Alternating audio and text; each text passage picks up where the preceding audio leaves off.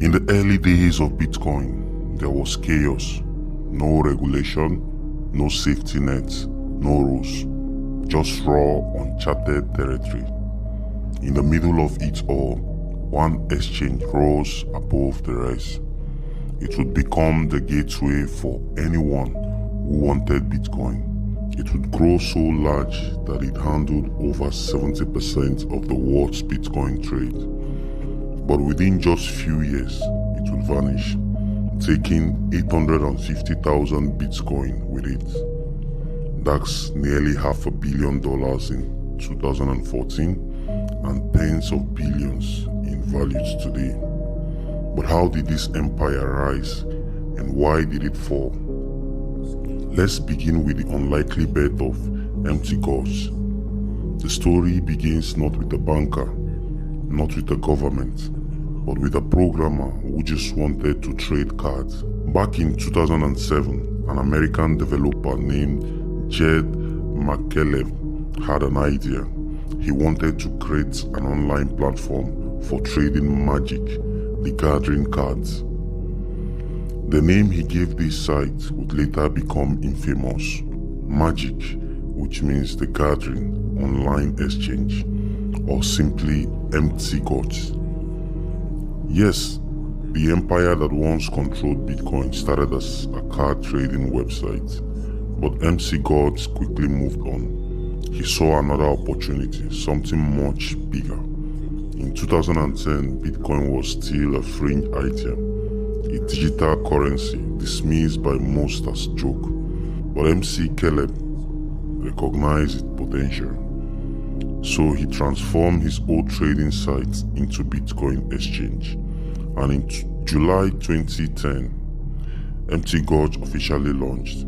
From that moment, history was set in motion. At first, it was small. Traders were clunky, transactions were slow, but it worked. Bitcoin finally had a place where people could buy and sell. And as Bitcoin grew, so did Empty Gods. By 2011, Empty God had exploded in popularity.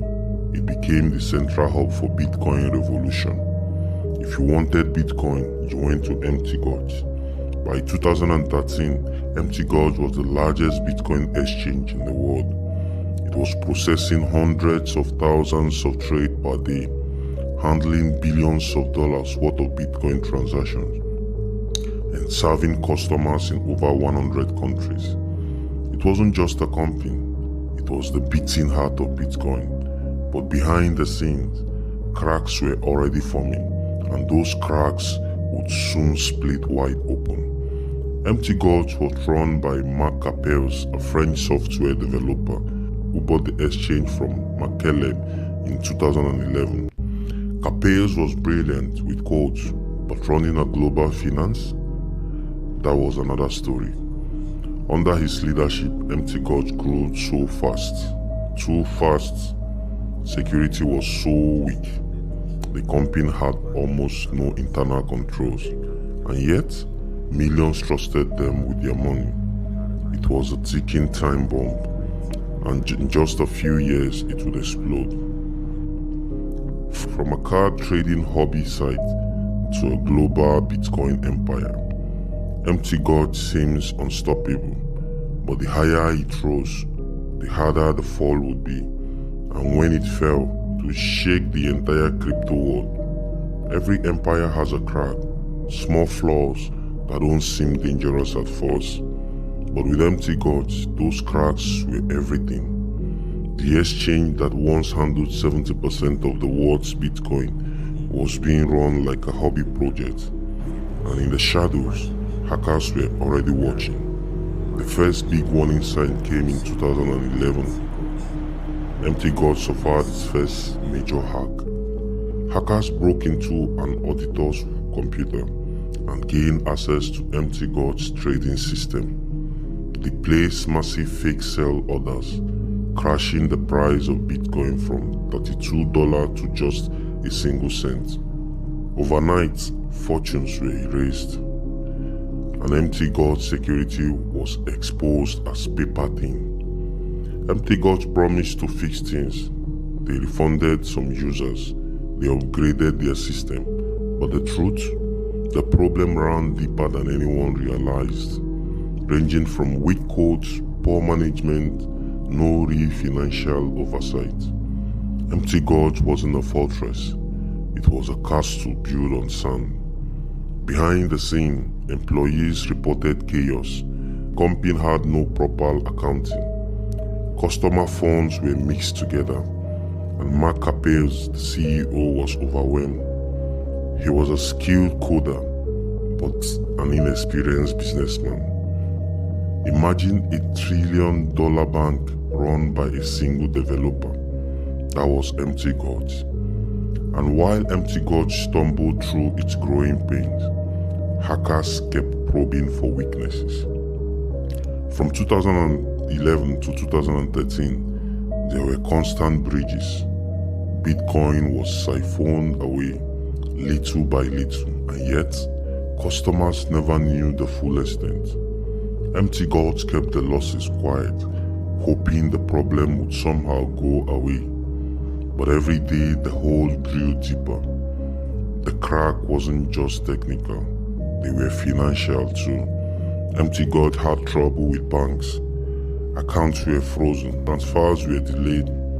Regulators began asking tough questions. Customers complained about missing withdrawals. Some waited weeks, even months, to get their money. The warning lights were flashing red, but the Bitcoin community kept ignoring them. Why? Because Empty God still felt untouchable. By 2013, Bitcoin price was skyrocketing from just a few dollars to over $1,000 per coin. Everyone wanted in, and Empty God was still the biggest exchange in the world. So despite the warning signs, people kept depositing their money, kept trading, kept trusting. Nobody wanted to believe the empire could fall, but the cracks were spreading fast. And in early 2014, the collapse would finally begin. The stage was set. Empty God was bigger than ever, but its foundation was rotten. The world's largest Bitcoin exchange was about to implode, and when it did, it wouldn't just destroy fortune, it would shake the entire future of cryptocurrency. February 2014, in Tokyo, Japan, Empty God, the world's largest Bitcoin exchange, suddenly goes dark. The website vanishes, withdrawals stopped, panic spread, and then the bombshell drops. 850,000 Bitcoins are missing. For years, people had whispered about cracks in the system, but now the truth was undeniable. Nearly 750,000 customer Bitcoin and 100,000 company Bitcoin were simply gone, vanished into the digital void. It was worth almost $450 million at the time, and tens of billions at today's price. At Empty God's Tokyo headquarters, chaos reigned. Customers lined up outside the building. Journalists swarmed the doors. Inside, CEO Mark Capels hid from the cameras. He claimed the losses was due to a flaw in Bitcoin itself, something called transaction malleability, but the crypto world wasn't buying it. This wasn't a glitch, this was theft, and maybe even fraud. Bitcoin price plunged. Confidence in the entire system evaporated overnight. Exchanges around the world rushed to reassure customers. Regulators began cycling, and ordinary people realized their life savings were gone. In an instant, Empty Gods had gone from empire to catastrophe, but the mystery was just beginning. Where did the missing coin go? How could hundreds of thousands of Bitcoin vanish without anyone noticing?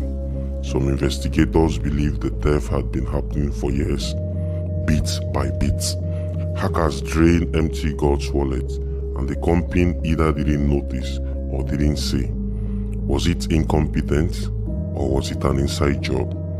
The collapse triggered lawsuits, bankruptcies, and and fury across the globe.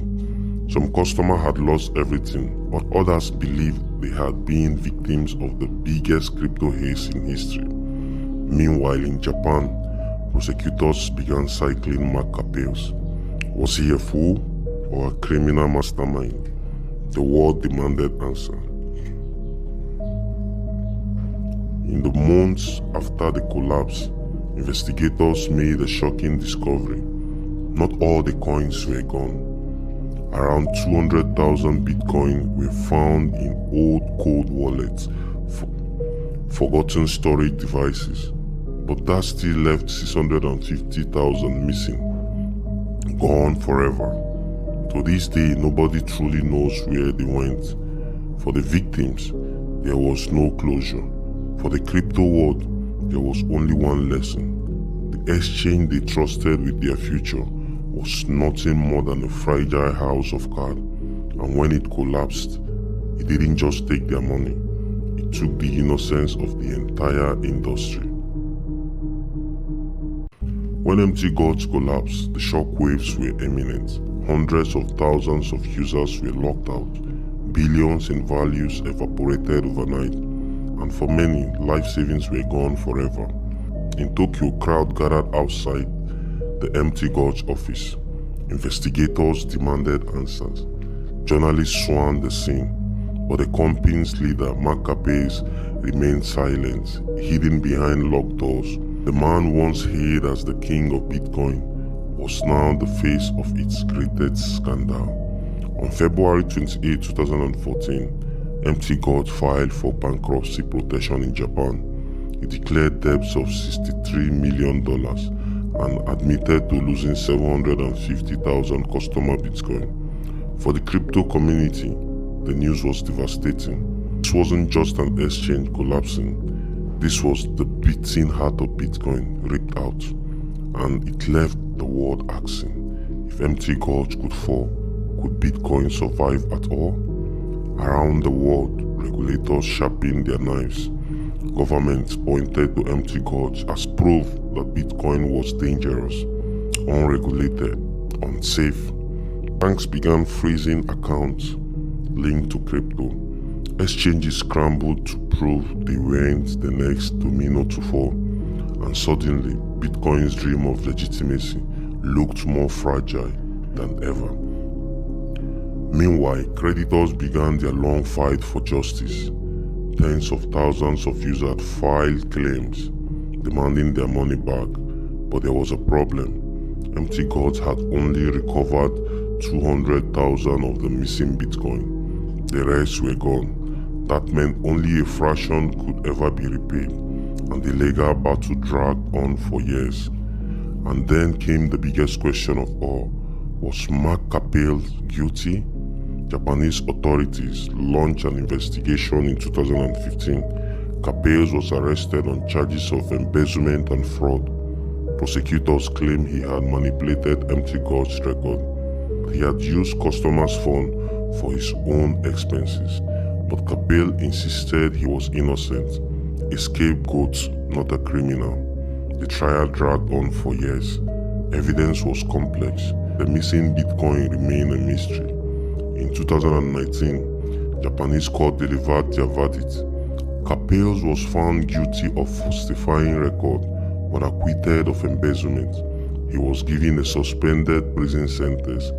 To this day, many believe he got off lightly. Others still argue he was simply incompetent, not corrupt. For the victims, justice never felt complete. For Bitcoin, the damage was lasting. The Mt. Gox collapse became a warning story, proof that trust in crypto could be broken, and yet Bitcoin did not die. In fact, it survived and even thrived, but the shadows of Mt. Gox would haunt it forever. The official story of Mt. Gox is one of mismanagement, bad code, poor security, a company run by an overwhelmed CEO. But outside the courtroom, a darker narrative began to spread. What if the collapse of Mt. Gox wasn't just incompetence? What if it was a haze? From the beginning, investigators noticed something strange. The missing Bitcoin hadn't vanished in one giant attack. They had been leaking slowly for years.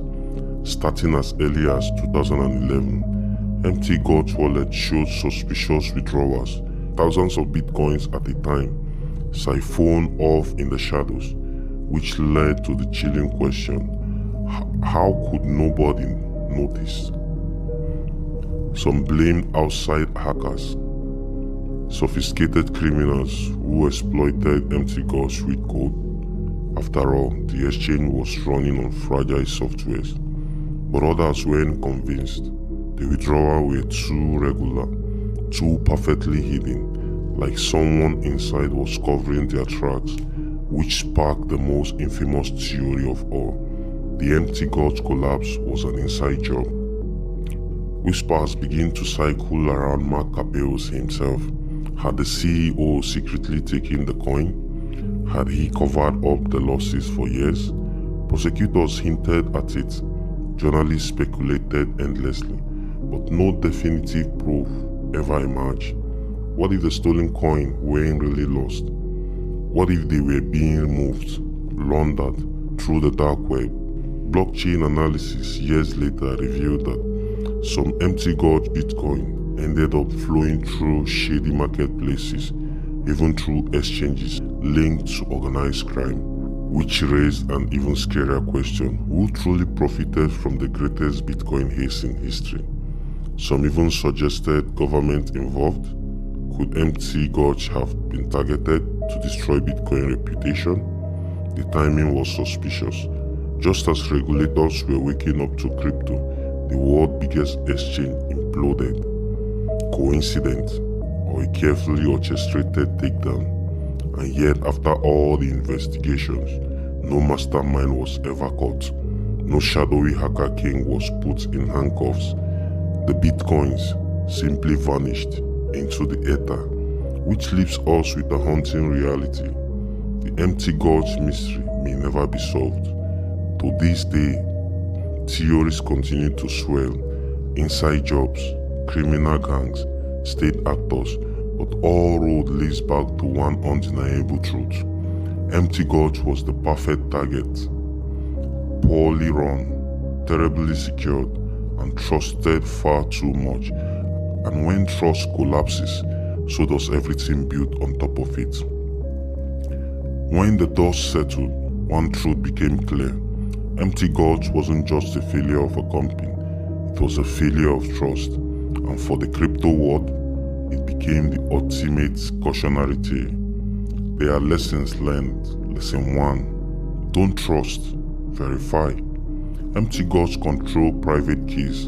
User had no visibility into its reserve. When it fell, there was no safety net. The collapse proved the old saying, not your keys, not your coin.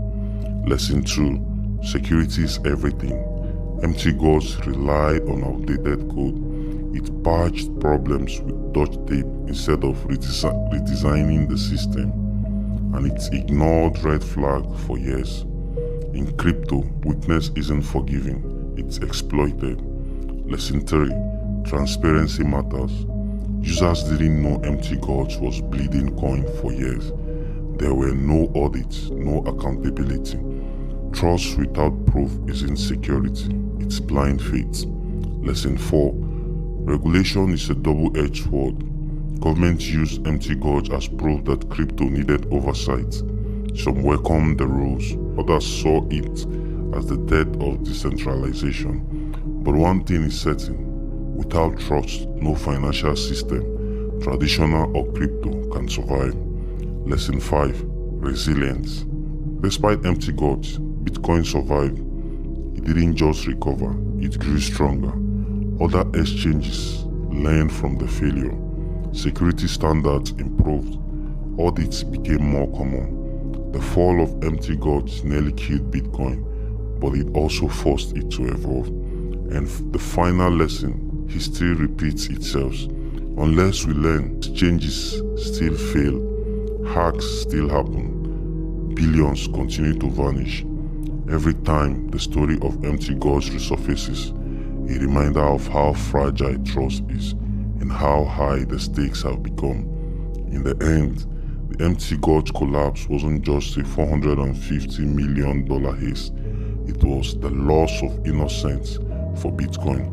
The wild dream of a trustless future crashed into the reality of human greed, negligence, and betrayal. But maybe that's what made crypto stronger. Maybe failure was the only way forward. The collapse of empty gorge will forever remain the greatest mystery in crypto history. But from its ashes, a harder, smarter, more resilient Bitcoin was born, and the lesson echoes still. Trust no one, verify everything, and never forget empty gorge. Until next time, see you again. This is Cybertech-Arena.